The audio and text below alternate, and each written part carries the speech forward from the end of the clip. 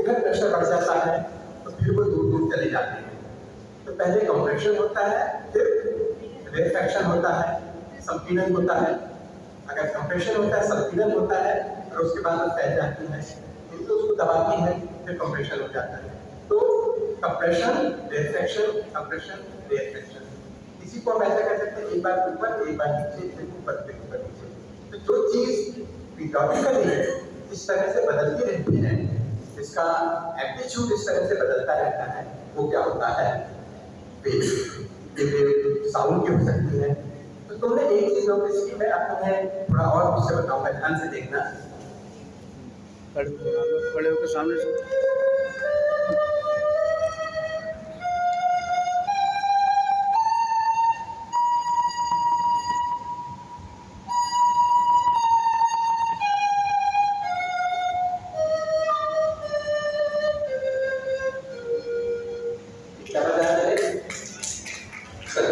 सारे काम तुमने नोटिस किया, जैसे जैसे मैं नीचे स्वर पर चलता चला गया, मैं ऊपर ऊपर ऊपर ऊपर इतने छेदों को खोलता चला गया।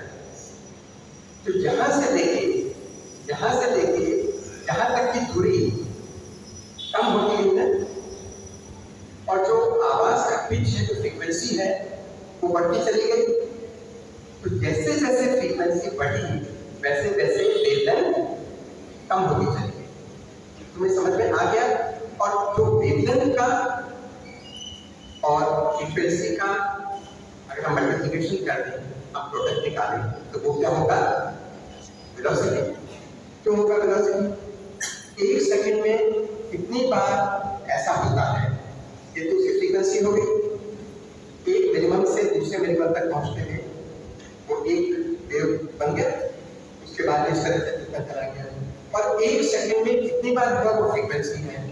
एक बार में कितना चली, तो फ्रीक्वेंसी n या u जो है, उससे इसको मल्टीप्लाई कर देंगे तो वो एक सेकंड में उतना चली। तो जो एक सेकंड में दूरी तय होती है, वो क्या होती है? क्या होता है? एक सेकंड में कोई चीज जितनी दूरी तय करती है, हम उसको उसका क्या कहते हैं? अच्छा, वेलोसिटी को कैसे डिफाइन करते हैं? वेलोसिटी क्या होता है? हम कहते हैं हमारी गाड़ी जो 7 किलोमीटर पर आवर की स्पीड से वेलोसिटी चल रही है ना? तो जो एक सेकंड में तय की गई दूरी है, वो उसकी वेलोसिटी हुई। और ये वेलोसिटी बराबर है प्रोडक्ट किस चीज का? फ्रीक्वेंसी का और वेवलेंथ का। और कैसे होता है? एक बार ऐसा ऑसिलेशन हुआ, एक कंपन में इतना चली, दूसरे कंपन में इतना चली, तीसरे कंपन में इतना चली। ठीक है? तो अगर 3 कंपन में वो जो 3 बार चली, उससे उसको हम मेजर कर सकते हैं। तो फ्रीक्वेंसी के और वेलोसिटी के और के रिलेशन को अगर हम समझ लेंगे, तो हमें कॉन्सेप्ट को समझने में अच्छा लगेगा।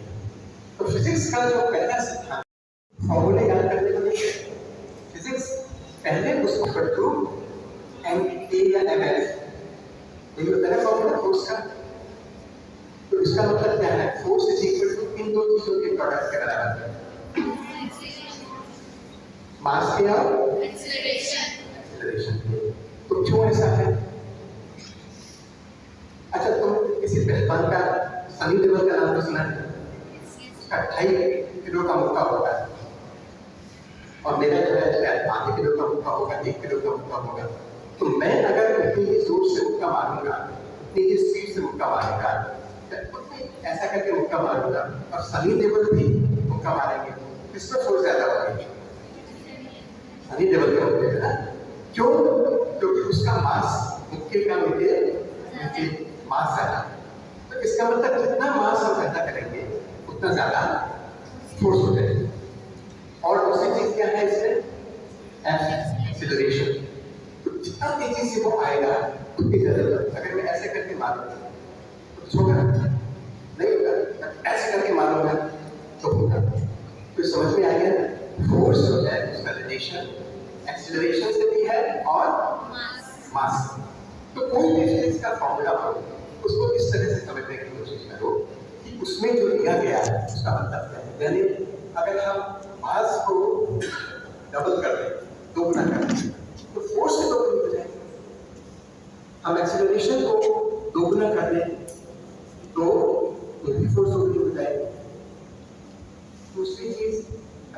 इसमें हमें कोई भी बात बताई जाती है, जैसे हम कहते हैं रेजिस्टेंस।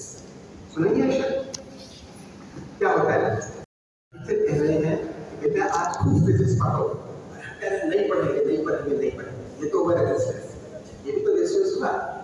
दूसरा क्या हुआ कि हम किसी तार पे वोल्टेज दे रहे हैं, माना एक कोई तार है, उस तार के एक सिरे पे हमने 10 10 वोल्ट दे दिया, दूसरे सिरे पर हमने -10 वोल्ट दे दिया। एक बैटरी दे दी या 12 वोल्ट की बैटरी दे दी, उसके 10 टर्मिनल को एक सिरे से जोड़ा, नेगेटिव टर्मिनल को उस तार के दूसरे सिरे से जोड़ा, तो उसमें क्या होगा?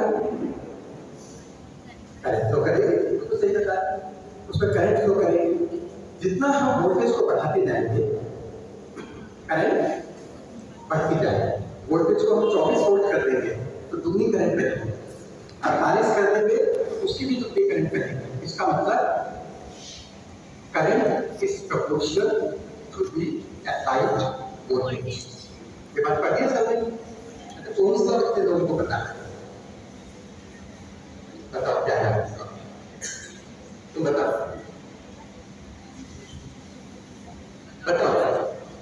हाँ, अपने माइंड में भी बताइए। और एक बात मैं बता दूं सब बच्चों को, सवाल पूछने से भी कभी नहीं डरना चाहिए, और सवाल का जवाब भी अपनी तरफ से जो सबसे अच्छा देने से कभी नहीं देना। क्यों? अगर हमने सवाल नहीं पूछा और हमने अगर सवाल पूछा और गलत पूछा तो क्या होगा? लोग फंसेंगे। एक तो होगा ना, गलत सवाल पूछा तो लोग फंसेंगे, गलत जवाब दिया तो लोग फंसेंगे, तो अगले 1-2 मिनट तक हमें बड़ा खराब लगेगा। लेकिन उस सवाल का अगर जवाब हमें नहीं पता तो हमें जिंदगी चल खराब है। सही है बात? बताओ At constant temperature and pressure, the voltage is directly proportional to the current of the conductor. इसका मतलब क्या हुआ कि अगर हमने वोल्टेज को तार है उसके दोनों तरफ वोल्टेज लगाया, 12 वोल्ट लगाया, तो जितनी करंट बनेगी, अगर 24 वोल्ट लगाएंगे तो फिर उससे कितनी ज्यादा करंट बनेगी? 12 × 24। अगर उसको पहले 1 एम्पियर बहती थी तो अब कितनी बहेगी? 2 एम्पियर बहेगी। बस इतना राइट। Very good. नाम बताओ अपना। Sir, practice. Very good. इसके बाद जब फिजिक्स में तो टेम्परेचर बढ़ देने से क्या होता है? अगर कोई रेजिस्टेंस है, कोई रेजिस्टर है, हमने उसका टेम्परेचर बढ़ा दिया तो उसका रेजिस्टेंस बढ़ेगा कि कम होगा? बढ़ेगा ना? क्यों बढ़ेगा? अब जो अच्छा स्टूडेंट है उसके मन में एक और सवाल आता है, क्यों बढ़ेगा? इसलिए बढ़ेगा क्योंकि जब हम एनर्जी देते हैं, वोल्टेज देने का मतलब ज्यादा करंट बाहर है, ज्यादा करंट बाहर है मतलब ज्यादा एनर्जी दे रहे हैं, ज्यादा एनर्जी दे रहे हैं तो उसको गर्मी की, उसका टेम्परेचर बढ़ेगा, हीट मिलेगी उसको। हीट क्या होती है? जब हीट मिलेगी एटम्स को, मॉलिक्यूल्स को, तो वो वाइब्रेट करेंगे। ठीक है? पहले तो जो कोई ऐसे ऐसे कर रहे हैं और एनर्जी होगी तो लोग क्या करते हैं? शाम को घर गए, थके थकाए गए, और वहां पर उसके बाद मम्मी ने तुम्हें गरम गरम खिला दिया, गरम गरम खिला दिया, तो थोड़ी देर में तुम्हारे अंदर जाना है, एनर्जी आ जाती है, वो खाना धीरे धीरे एनर्जी का बन जाता है। तो उसी तरह से जब तुमको एनर्जी मिलती है तो देखो खाना खा के थोड़ा टाइम लगता है एनर्जी आने में, लेकिन इनको जैसे ही एनर्जी मिलती है मॉलिक्यूल्स और एटम्स को, ये उछलने कूदने लगते हैं।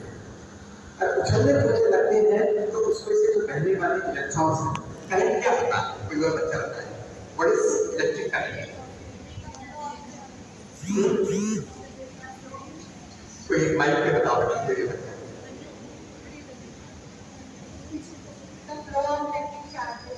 दो इलेक्ट्रिक चार्ज। Very good. क्या इलेक्ट्रॉन्स हो? आपका नाम बताओ। Very good. तो दो इलेक्ट्रिक चार्ज तरफ से इलेक्ट्रॉन्स चल रहे हैं और उसके रास्ते में बहुत सारे एटम्स हैं, बहुत सारे मॉलिक्यूल्स हैं, तो उनसे टकराएगा ना, टकराएगा तो रुक जाएगा, हो सकता है छिटक के निकल जाए।